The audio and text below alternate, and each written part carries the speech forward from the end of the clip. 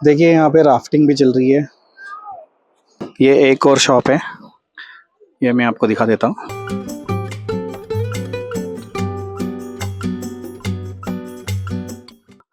एक फ्रॉस्ट जमी है, उससे आपको अंदाजा आ सकता है कि कितनी ठंड थी। Hello everyone, welcome back to the channel. So आज हम निकल रहे हैं फोक्ची का वैली के लिए, लेकिन हम अभी ब्रेकफास्ट कर लेंगे, उसके बाद हम यहाँ से चेकआउट कर लेंगे। ये देविक मुझे लेके जा रहा है वहाँ पे। सो ये भी कुछ कॉटेजेस है यहाँ पे, और यहाँ पे है रेस्टोरेंट, यहाँ से है एंट्री, और इस कॉटेज का नाम है पुना साचू कॉटेज। बहुत अच्छा लगा हमें यहाँ पे रह के, बहुत ही प्यारा सा वाइब था यहाँ पे। और यहाँ पे ऊपर हमारा कॉटेज था, जैसे आप देख रहे हो यहाँ पे।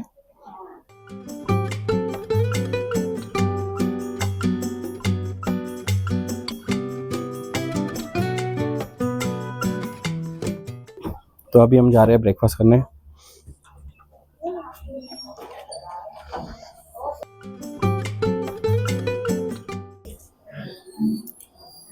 सो ये है ब्रेकफास्ट।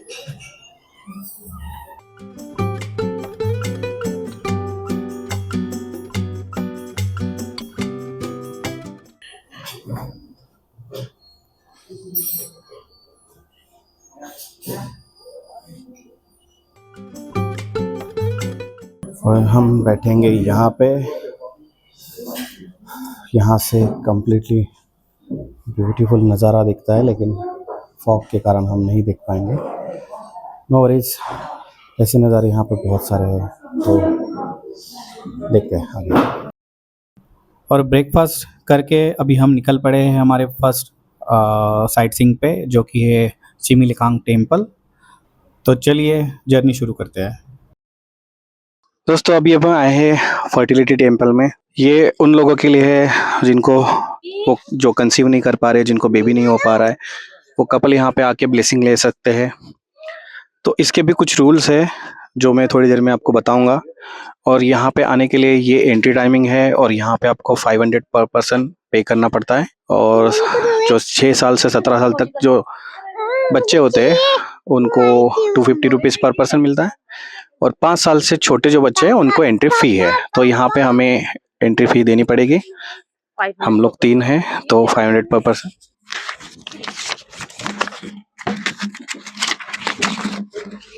सो यहाँ से हमें 10 मिनट की, कम से कम 10 से 15 मिनट की हाइकिंग है। बहुत छोटी है, और लेकिन पाथ जो है वो काफ़ी खूबसूरत है, ब्यूटीफुल है, जैसे कि आप देख सकते हो। और ऊपर जाने के बाद मिस्टर शेरिंग जो हमारी गाइड है, वो इस लोकेशन के बारे में कुछ इन्फॉर्मेशन देंगे। आज हमने शुरुआत थोड़ी जल्दी की है ताकि हम साइट सीइंग पे अच्छे से टाइम स्पेंड कर पाए और रिसोर्ट भी टाइम से जा पाए, क्योंकि लास्ट 2 डेज से हम थोड़ा लेट हो रहे थे। ओके। और अभी यहाँ पे देविक को भी कुछ बोलना है, देख लीजिए, उसको भी ब्लॉगिंग करने का मन हो रहा है। In the temple. We're going inside. I'm so happy. I'm so happy. Look at my goggle. Look at my goggle. Thank you. Look at No. तो कुछ इस तरह से यहाँ पे पाथ है जहाँ से हमें हाइक करनी है। अभी टेम्पल काफ़ी दूर नहीं है,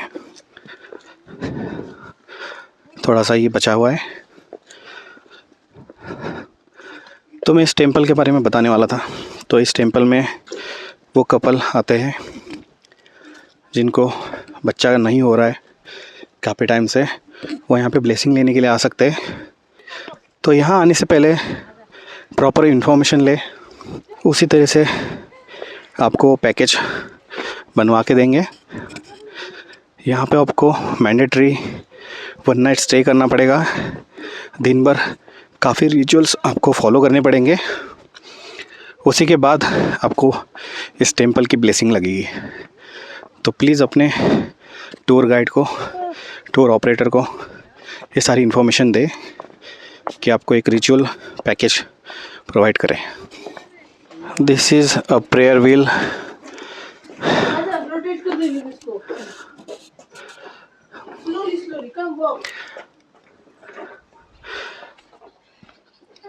The prayer is written in Sanskrit, right? Okay.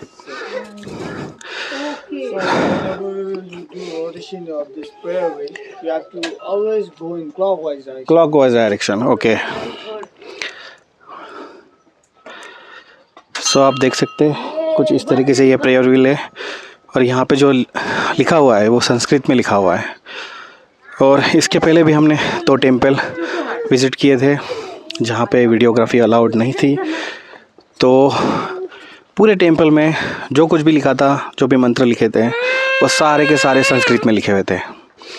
So can you imagine हमारी संस्कृत भाषा कहाँ कहाँ तक नहीं है और कितनी मान्यता है उस भाषा की। लेकिन अनफॉर्चुनेटली इंडिया के लोग ही संस्कृत भूल गए। But anyways, no worry. तो अभी हम पहुंच चुके हैं टेंपल में और देखिए कितना अच्छा ब्यूटीफुल सा टेंपल है ये और यहाँ पे बहुत शांति है।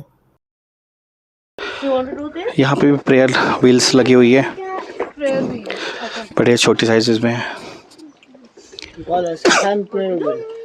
हैंड प्रेयर व्हील, तो इसको हैंड प्रेयर व्हील बोलते हैं। So we have to rotate each and every while praying, right? Yes. कहाँ में से समझेगा? This is the temple. देखिए क्या नज़ारा है, सच अ ब्यूटीफुल प्लेस। और ये वही रिवर है जिसके बारे में मैं आपको बता रहा था, जो हमारे रिजॉर्ट से दिख रही थी। अभी देखिए पूरा फॉग हट चुका है और कितना अच्छा नज़ारा है। और देखिए माउंटेन्स, कितने ऊंचे ऊंचे माउंटेन्स हैं। This monastery we call as Chimilagang, means a temple of fertility. होना नहीं कहीं उसको। So the story is related with 15th century. There used to be a demoness, female demons, who usually harm like local travelers, like people who are going from Punakha to Thimphu. They have to travel through that pass. Lamdukpa Kinle, we call him as a divine man. So he came at the pass to subdue the evil forces, that demonis. So when he reached there, when he was like subduing that demon, she have like turned herself into a grey dog. So he have chased that grey dog, unusual dog. So when the dog reached over here, you can see one black stupa there, right? So when the demons they reach over here, the divine man, the Lamdupakile, he have caught them and he have subdued them beneath this stupa. After that, to like mark the like a victory, he have constructed a stupa over here. But the temple over here is built in 1690. It was built in 1499 by the half brother of Lamdupakile, we call as Lam Ngawang Chogel. So just to honor his half brother, Lam Ngawang Chogel have constructed this monastery over here. So now, like this temple is like famously known for like fertility. Like even not even the tourists, even our like local people, especially couples who are like childless, they come over here, they get the blessing, and like we have some albums so that they have kept as a proof that people before who don't have child, after coming over here getting blessing and they had a child. So later on I'll just show you a picture, okay? So while getting blessing also we have process, okay? We have one big phalas that we have to carry behind our back, and we have to do 3 rounds of this monastery, and they will provide you some like prayer mantras that we have to chant it from inside, and like usually, especially we have to pray it from our heart, then only we will get the blessing, okay? I'll just show you inside. तो हम अभी अभी temple से बाहर निकले हैं। Temple में videography allowed नहीं थी, इसलिए हम नहीं खींच पाए। तो मैं थोड़ी सी इन्फॉर्मेशन दे देता हूँ आपको। सो यहाँ पे प्रूवन रिजल्ट भी दिखाया गया है हमें विथ फ़ोटोज़ कि जो जो कपल यहाँ पे आए हैं उनको बेबी हुआ है या नहीं। एंड जो भी कपल यहाँ पे विज़िट किया है उन्होंने आफ्टर जब उनको बेबी कंसीव हुआ है उन्होंने यहाँ पे फ़ोटोज़ भेजी है एज अ प्रूफ, एक मैसेज भेजा है। तो काफ़ी मान्यता है इस टेंपल की। तो जब भी चाइल्डलेस कपल है वो यहाँ पे ज़रूर एक बार आ सकते हैं अगर आप को सच में बेबी चाहिए और आपने बहुत सारी ट्राई की है, तो एक बार ये भी ट्राई करके देख लीजिए। आपका घूमना भी हो जाएगा और आपको ब्लेसिंग भी मिल जाएगी। और काफ़ी अच्छा टेम्पल है, काफ़ी अच्छी जगह है। एक दिन का पूरा रिचुअल होता है यहाँ पे। सुनने में थोड़ा ऑड लगेगा लेकिन मैं आपको एक्सप्लेन कर देता हूँ। तो जो लेडी होती है, महिला होती है, उनको यहाँ पे एक फलास कैरी करना पड़ता है और उसके 3 राउंड मारने पड़ते हैं। फलास मतलब एक पेनिस का एक स्टैचू बोल लीजिए, एक आकृति या एक उसको क्या बोल सकते हैं हम, एक बड़ा सा आई थिंक वुडन का एक पेनिस होता है जो लेडी को कैरी करना पड़ता है अपने पीठ पे और 3 राउंड मारने पड़ते हैं टेम्पल के। और उनको एक मंत्र चैंट करना पड़ता है। उसके बाद यहाँ पे एक मॉन्क आएंगे, वो कुछ रिचुअल करवाएंगे और उनको यहीं पे रुकना पड़ेगा, यहीं पे एज इन लाइक इस टाउन में रुकना पड़ेगा एक रात के लिए वो रिचुअल पूरा करने के लिए।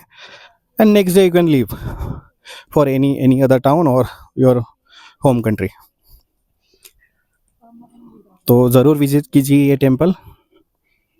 सो यहाँ पे कुछ शॉप्स है, ये देख के शायद आपको थोड़ा वियर्ड लगे लेकिन यहाँ पे ये कल्चर है, मान्यता है। यहाँ पे ये सारे सुवेनियर्स मिलते हैं जैसे कि आप देख सकते हैं यहाँ पे।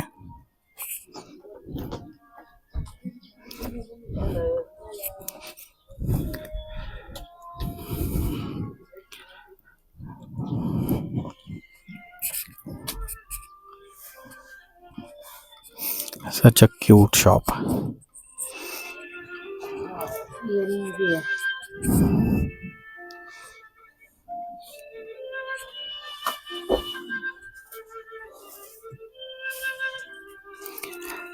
ये कुछ मास्क हैं यहाँ पे, इनके भी कुछ मान्यता है।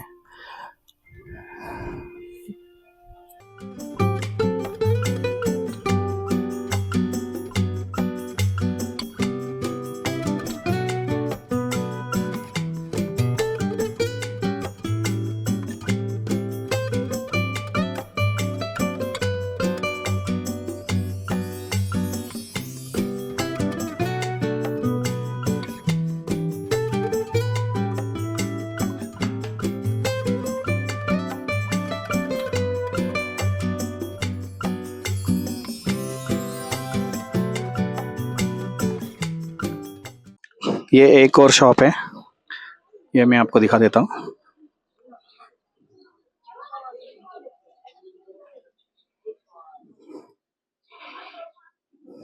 I can show the video.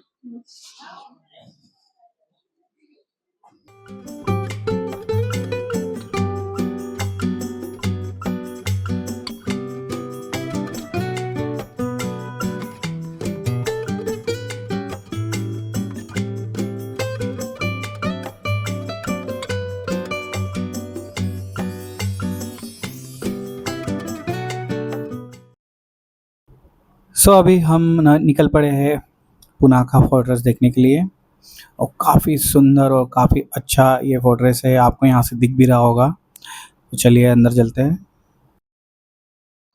सो अभी हम देखने आए हैं फोर्ट्रेस, इसको बोलते हैं जोंग यहाँ की लैंग्वेज में। सो ये one of the largest fortress है यहाँ का। तो एक बार आपको मैं इसका नज़ारा भी दिखा देता हूँ।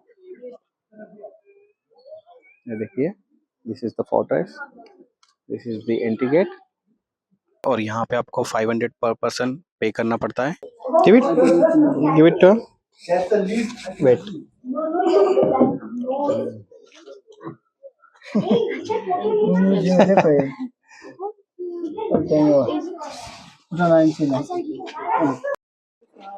So now we are entering the fortress. Wow, See honeycomb, David. what a beautiful fortress. Such an amazing place.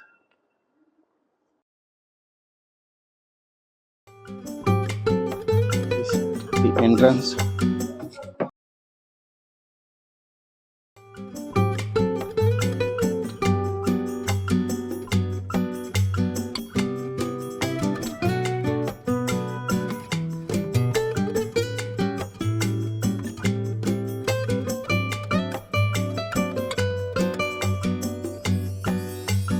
Yesterday you have seen one god with a long beard.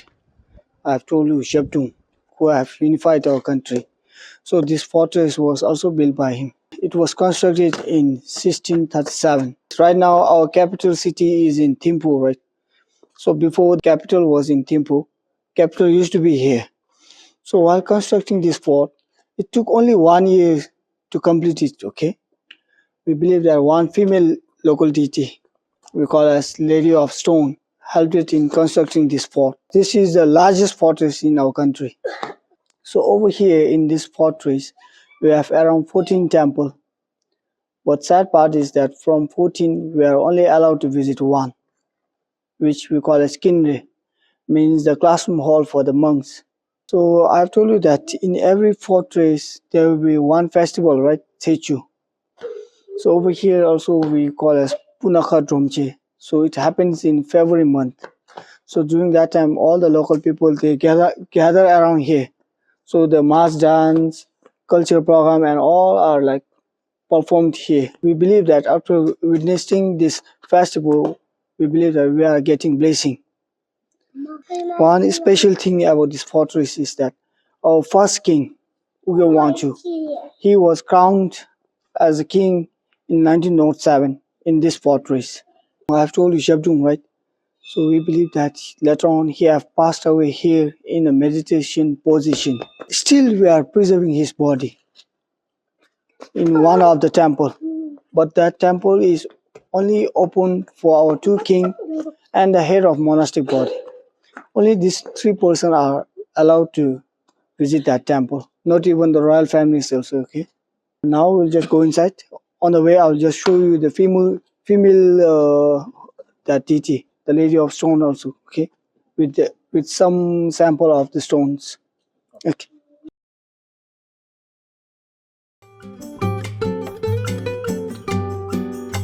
बहुत ही बड़ा फोर्ट्रेस है और ये जो खाली जगह आप देख रहे हो यहाँ पे जब भी यहाँ पे नेशनल फेस्टिवल होता है यहाँ पे सारे गैदर करते हैं डांसर्स सारे लोग और यहाँ पे वो फेस्टिवल मनाया जाता है काफ़ी बड़ी जगह है यहाँ पे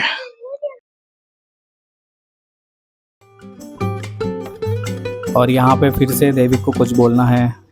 मैं का फोन में हूँ और मैं सब तुमको इंडिया दिखाता हूँ। Okay, this is the temple where only king and the fortress administrator is allowed to visit. तो यहाँ पे एक जो सेंट है यहाँ पे उनकी बॉडी रखी हुई है और ये दूसरा टेम्पल है जहाँ पे हम विज़िट करने वाले हैं। We are entering the temple now. So over here you'll see one big circle, right? So in this big circle you will see 4 layers. The person who are holding this circle, you can see in a scary form up there. That one we call as Yama, god of death. So first inner circle, you will see 3 animals. This circle we call as wheel of life. So in the second layer, you will see 2 paths, a white path and a black path. So just behind this, in a third layer, you will see it's divided into 6 realms. So people like sentient beings who are born in black path, it shows that they are born in lower 3 realms, means animal, hell and hunger ghost realm. So if we are born in white path, like we will be born in upper 3 realm, demigod realm, god realm and a human god realm. So still then all the 6 realms they have their own sufferings, okay? So when it comes to god realm, from the 6 realms they are the most powerful ones. In god realm also they have their own sufferings, okay? In god realm they have pride. They wish, they get whatever they wish for. That's why while living they will never think of helping others. So they suffer from forcing their death. So when it comes to demigod realm, they are a little bit less power than God, but a little bit more power than human realms. So when it comes to 3 law realm, in animal realm, they have ignorance. Because of that, they suffer from killing each other. So in hell realm, like while living, those who have done a lot of anger and hatred, they were born in hell realm. So they suffer from heat and cold. So last one, the hunger ghost realm. So these are the people who are living who are greedy. So after they pass away, they will be reborn in this hunger ghost realm. So there they suffer from hunger and thirst. So the most outer last layer is all about life cycle, from birth till death. So from all the iconography, this wheel of life is the oldest iconography in our country. So that's why I'm just explaining this. Thank you.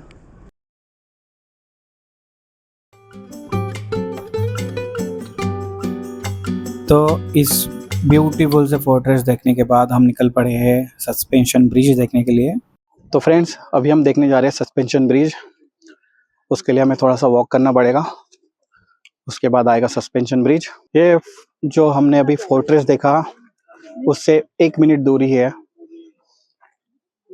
आप bye walk भी आ सकते हो, अपनी गाड़ी में भी आ सकते हो, और थोड़ा बहुत हमें हाइकिंग करना पड़ेगा। I think 5 or 10 minutes, that's it.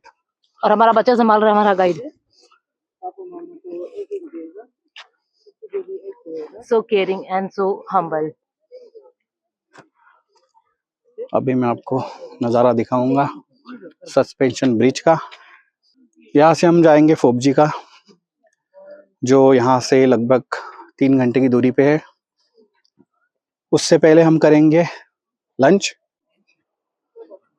तो देखिए, we are going towards suspension bridge. So कुछ चीज़ें मुझे भूटान में काफ़ी अच्छी लगी, जो मैंने प्रीवियस वीडियोस में भी बोला था कि कल्चर को बहुत ज़्यादा रिस्पेक्ट दिया जाता है यहाँ पे। दूसरी चीज़ क्लीनलीनेस। अगर आप ये नदी देखोगे तो आपको साफ साफ ब्लू कलर का पानी दिखेगा, ना कोई कचरा है उसके अंदर, ना ही कलर मैला है। क्रिस्टल क्लियर वाटर, जो कि यहाँ की खूबसूरती को और बढ़ा देता है। I don't know if you can hear the sound of water, but ये सुन के काफ़ी अच्छा लग रहा है। एंड ये मेल रिवर है, इसका नाम है Phochu. Phochu means, Pho means male and Mochu is female river, Mo means female. So ये देखिए सस्पेंशन ब्रिज काफ़ी ज़बरदस्त दिख रहा है। I am so excited to go there and we are fortunate कि हमें आज क्लियर स्काई दिखा है। सो देखिए, वाओ व्हाट अ ब्रिज। और ये कुछ सीरियस कन्वर्सेशन चल रही है मिस्टर प्रकाश और श्रुति के बीच में। बकेट लिस्ट में कुछ डालना था मुझे। ओके, मैंने अभी बताया है regarding bucket. Yes. I need the details. अच्छा, बाद में ले लूंगा कोई नहीं। What a bridge and what a river. And this is a bridge where we usually do bungee jumping. Just know that. Without the harness. Without like without the rope and all. And if you are alive, then you can do one more time.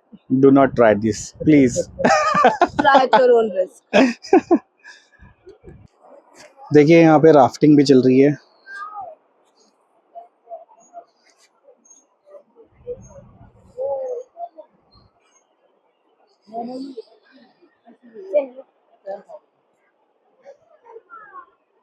काफी मजा आ रहा है यहाँ पे। वहाँ तक जाते चलते हैं। ब्रिज हिल रहा है तो मुझे डर लग रहा है बट मज़ा भी बहुत आ रहा है। काफ़ी अच्छा एक्सपीरियंस रहा है मेरा। भूटान एक ऐसी जगह है जहाँ पे आने के बाद आप डिसअपॉइंट नहीं होंगे फॉर श्योर। चाहे आप कोई भी सीज़न में आ जाओ, कोई भी सीज़न, समर, विंटर, मानसून, काफ़ी अच्छी जगह है। सामने जो दिख रहा है वहाँ पे कुछ रेस्टोरेंट्स है, लेकिन हम वहाँ पे लंच नहीं करेंगे। हम ऑन द वे टू फोबजी का कुछ रेस्टोरेंट है, वहाँ पे हम लंच करेंगे। सो अभी हम आए लंच करने के लिए। और ये जो रेस्टोरेंट है ये एग्जैक्टली इस फोर्ट्रेस के सामने है, दिस ब्यूटीफुल फोर्ट्रेस। अभी मैं आपको रेस्टोरेंट दिखा देता हूँ। सो ये है रेस्टोरेंट, ये आउटडोर सिटिंग है। You can see the beautiful fortress and this is the restaurant.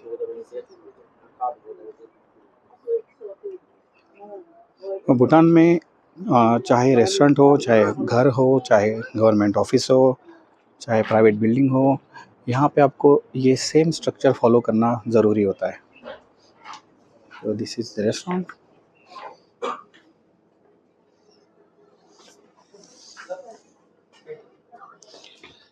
हम तो बाहर बैठेंगे with that beautiful fortress view. So on the way हमें एक बहुत ही अच्छी चीज़ देखने को मिली है। यहाँ पे देखिए group of young Bhutanese boys, they are playing darts, उसको खुरू बोलते हैं। सो यहाँ पे जो स्पोर्ट्स खेले जाते हैं उनमें मेजॉरिटी है आर्चरी, डिगोर, जो स्टोन पिचिंग बोलते हैं उसको, खुरू जो अभी आप देख रहे हो, और बाकी स्पोर्ट्स भी खेले जाते हैं जैसे फुटबॉल हो गया, बास्केटबॉल हो गया। बट यहाँ पे ये जो देखने को मिल रहा है वो बहुत ही अच्छा लग रहा है। और वो लोग अपना पूरा नाश्ता वगैरह स्नैक्स सब लेके आए हैं। देखिए यहाँ पे कितने सारे लड़के हैं। तो ये चीज़ थोड़ी अलग लगती है, जैसे इंडिया में आपको हर जगह पे क्रिकेट या फुटबॉल या फिर अलग अलग स्पोर्ट्स देखने को मिलते हैं, लेकिन ये आर्चरी, डार्ट्स, ये देखने को नहीं मिलता आपको। तो काफ़ी अच्छा लगा देख के। राइट नाउ आई एम इन बाजो टाउन। सो ये वेल स्ट्रक्चर्ड टाउन है। You can see every building has the same height and similar structure. See,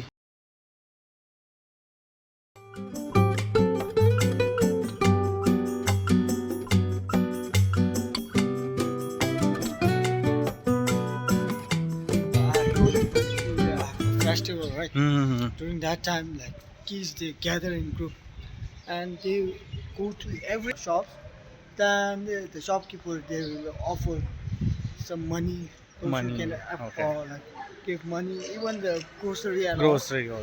So later on, they collect it all together and they go for picnic. So you know, once you believe that the kids who are saying some words for the shopkeeper, so it will bring them a good home. Okay, अभी हम फोबजी का valley पहुंच चुके हैं। यहाँ पे करेंगे हम स्टे और कल फिर यहाँ की साइट सीइंग एक्सप्लोर करेंगे। और चलिए मैं आपको हमारा होटल दिखा देता हूँ। इसका नाम है ओडियाना होटल। ये है हमारा होटल।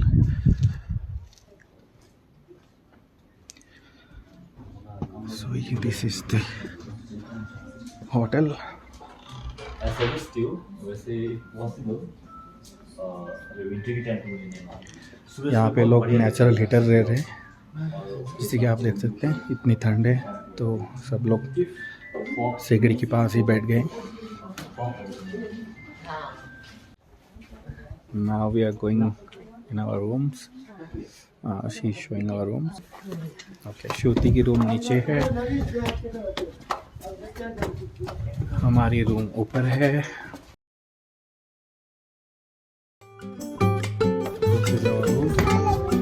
और हमारी रूम से कुछ इस तरीके का नज़ारा दिखता है, जो कल सुबह और भी खूबसूरत दिखेगा। ये है हमारा रूम।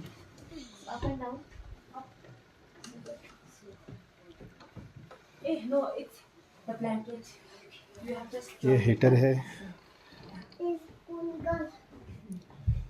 हीटर कंपलसरी है यहाँ पे हर एक रूम में।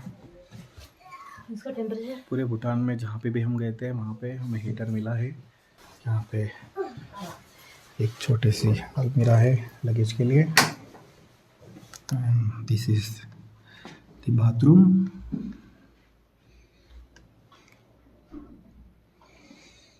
और यहाँ पे है shower area.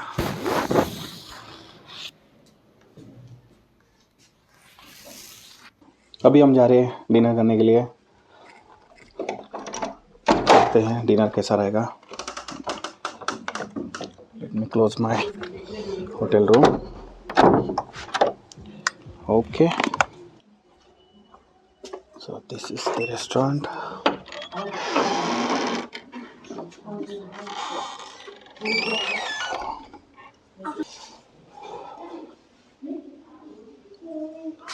I guess dinner is not ready yet. Okay, dinner is not ready.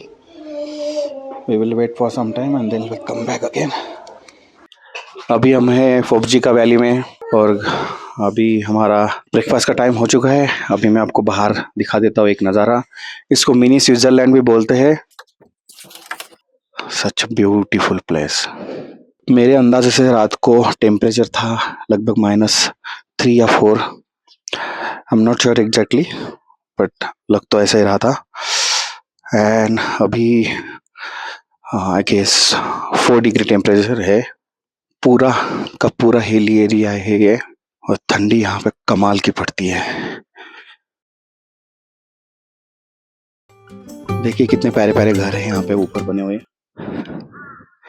और ये देखिए इस कार पे जो एक फ्रॉस्ट जमी है, उससे आपको अंदाजा आ सकता है कि कितनी ठंड थी। मैं एक बार इसको हाथों से निकाल के दिखाता हूँ आपको।